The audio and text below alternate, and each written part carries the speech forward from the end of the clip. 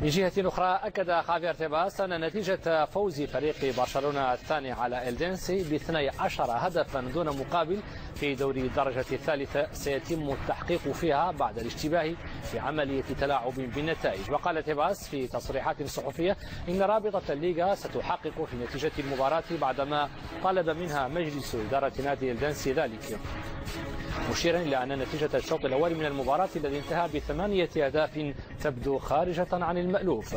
وكان نادي الدنسي قد أصدر بيانا يعلن فيه تعليق كامل نشاطات الفريق الأول بعد الخسارة المشكوك بأمرها، كما أوقف عقده مع مجموعة المستثمرين الإيطاليين التي يشتبه بتورطها في عملية التلاعب بالنتائج. ينضم إلينا عبر الهاتف من برشلونة مراسلنا أشرف من عياد. أشرف، ما هي آخر التطورات في هذه القضية؟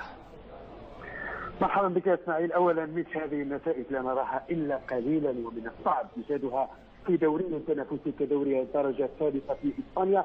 الموضوع تطور بتصريحات احد اللاعبين الذي اكد ان المباراه قد بيعت من قبل 4 عناصر وانه سيكشف عن اسمائهم امام الشرطه رغم التهديدات التي يتلقاها مرارا وتكرارا في الساعات الاخيره هاتفيا. هذا اللاعب رفض ان يدخل بديلا في هذه المباراه، طلب من زملائه في مقاعد الاحتياط عدم المشاركه حتى لا يتم الزج باسمائهم في قضيه التلاعب، لكن الموضوع ستكون له تبعات كبيره جدا، خصوصا وان رئيس رابطه الدوري الاسباني خافير تيباس اكد بانه يتوجب التحقيق في هذا الموضوع، خصوصا وان اموالا كثيره ربما قد تم المراهنه عليها.